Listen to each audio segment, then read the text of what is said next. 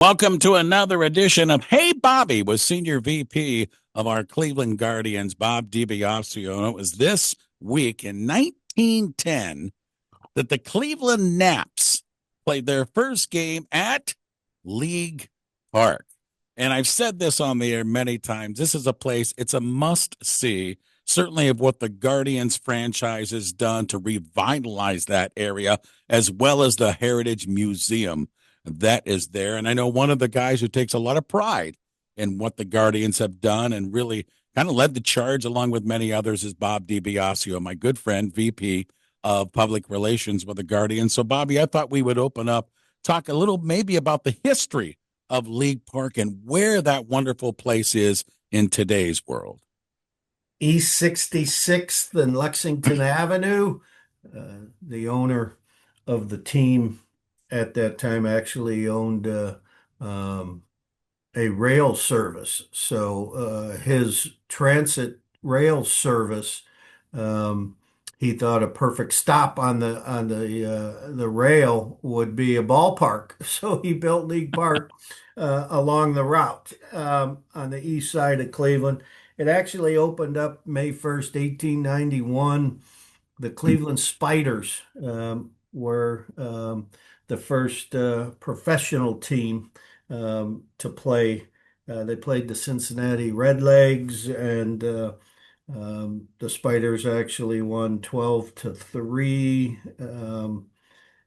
Cy Young, believe it or not, I think you've heard of him. Cy Young was the winning pitcher for the Cleveland Spiders at that time. Some of the most remarkable um, historic events that happened at League Park throughout its history. Bill Veeck came along, and uh, we used to play back in the 40s during the week at League Park when it went from 9,000 to 22,000 seats, and then play the weekends at Cleveland Stadium. Bill Veeck was the one who said, we just can't play at League Park anymore. It's, not the facility just isn't capable of handling Major League Baseball anymore or its fans. So we're moving to Cleveland Stadium. But a lot of wonderful things happened in that ballpark. So then let's fast forward because the ballpark was not being used. And then all of a sudden, the Cleveland Indians slash now Guardians jumped in and say, hey, we have this piece here. Let's do something with this property. So let's take the story from there, Bob. Well, we absolutely had to make sure that the grounds, and there's still the ticket office, which is housed the Baseball Heritage Museum, proudly wearing their ball cap. I'm on the board of the Baseball Heritage Museum at League Park. It's a terrific place. It's a wonderful day for nostalgia. So anytime you're over there, you want to take a peek at League Park and go into the museum. I do think you'll enjoy it tremendously. Um, Again, this is the place where Babe Ruth hit his 500th home run. It's the place where a lot of people don't know this piece of history, but Joe DiMaggio, his 56 game hitting streak, game number 56 was at League Park. Then they went over to Cleveland Stadium the next day, and Kenny Keltner Snap. made some great plays at I third did base. not know that. Yeah, and Joe DiMaggio's streak ended. So a lot of people think it was Cleveland Stadium where it Mm-hmm. continued and ended, but no, it was League Park. So Addie Joss threw a perfect game there, one of the greatest pitch games right in the middle of a pennant at the end of the season in a pennant race back in 1908 in the 1920 World Series. Um, the unassisted triple play. You had a number of other things in game five of that series that um, were just remarkable. But we felt it needed um, to, we needed to make sure that it was a historical landmark. The city did that. John Simperman, way back in the late 70s, early 80s, made sure that it was designated as a historical landmark. It's the only one around still, from Shibe Park, Polo Grounds, Ebbets Field, you name it. All the old Crosley Field, all the old ballparks in the early 1900s, they're all gone. League Park's the only one still standing. And so we decided to help, and the federal government came up big with the city and the county, a real collaborative effort to put field turf on that field so that we can have kids playing on the field. And that's what happens. Our RBI program, there's a team called the Buckeyes, led by Jay Murphy. That is a travel team based out of League Park. We get a lot of college, high school games played there. Um, Anybody interested, you have to go through the city of Cleveland to register online to secure the field, pay a fee to get on the field to the city of Cleveland. And, again, a civic treasure that we needed to make sure um, that it wasn't lost. Yeah, it's a fabulous place. And Bobby mentioned travel baseball. I've mentioned it a couple of times. My son with his travel team had the opportunity to play at League Park, and it was pretty darn special. I understood the history more than he did. He thought it was a really cool ballpark Yeah. to play in, and then I taught him the history. Senior VP Bob DiBiasio with us. We call it Hey Bobby.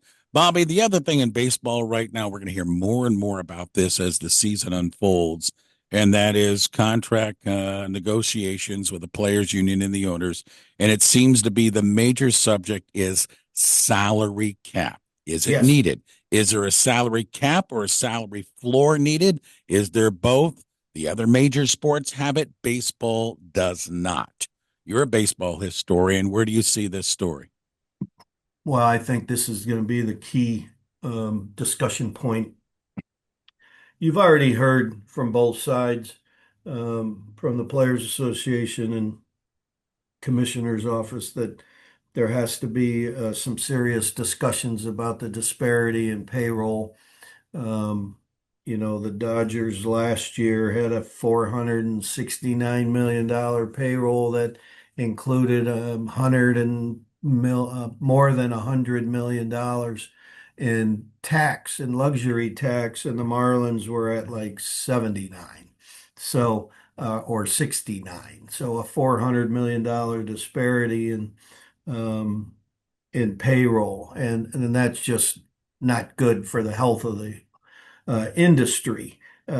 Baseball's tried hard with the scenario, the economic reality that's in place to have some competitive balance. A few years ago, Ray, they instituted with in agreement with the Players Association, every team's only allowed four farm teams.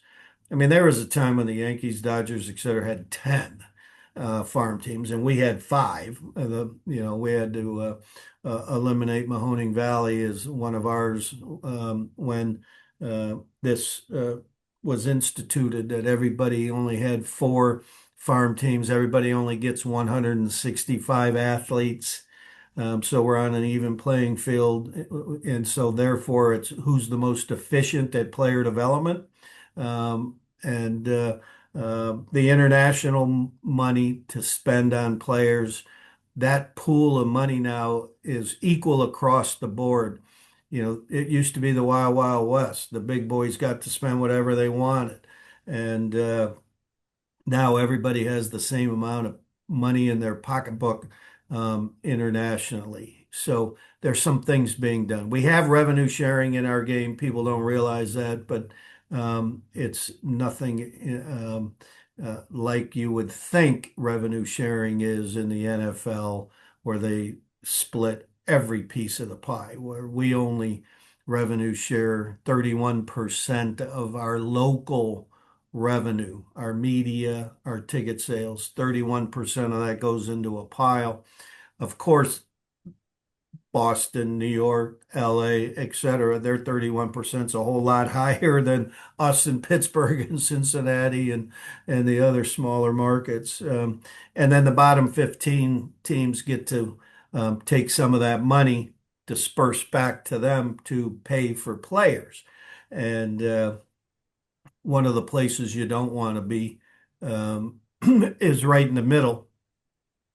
Um, so you don't get much in return. And we're always there because our fans are awesome. We put a winning team on the field.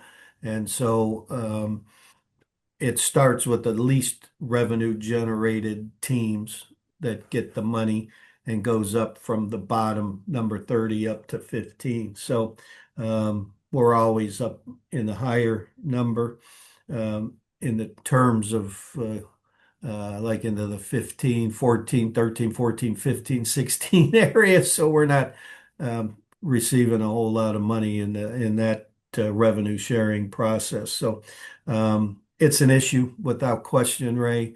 Um, we'll be hearing more about it as the contract actually expires December 1st. So something we'll hear a lot about. Bobby, my final question for this week on that, and I agree with what you said about the salary cap. There's a big difference between the Dodgers and the money they have, and you could throw a couple of other teams, Yankees, Mets, and those teams Yeah, in there. there's a good 10, 12 to 15 of them. Um, But on the and bottom two is the bottom one, without calling out any franchises or anything. I also think that there needs to be a floor on this because, as you're mentioning, the bottom teams get a little bit more revenue sharing, and some of those teams just put the money in their wallets and take it home and don't invest it back into Major League Baseball. So and it's just me, I'm almost thinking a salary cap from the top and then a little bit on the floor as well to get some of the teams in the bottom that are getting that money to reinvest it into ball players. Do you see that as well? well, I think that's definitely part of the conversation without question. The one thing that teams have gotten in trouble and the union is taking them to court is when they take that revenue sharing money and put it into their operational budget instead of into player contracts, adding it to the player payroll because that's specific in the basic agreement on how they spend that money.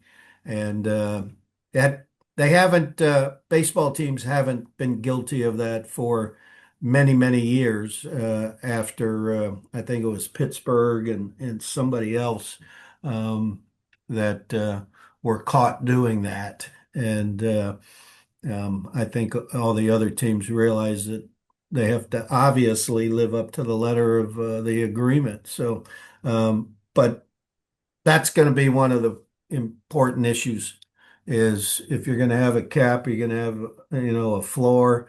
Every team's going to have to spend X amount of money. And so therefore you're going to get to a position where not only with the union, but with the management, it's the haves versus the have-nots. And how does all that get rectified? There you go, Senior VP with our Cleveland Guardians. My good friend Bob DiBiasio with us with Hey Bobby. We'll do it again next week. My friend, thank you for the visit. Always appreciate the time. Thank you, Ray. Always fun. Go Guardians.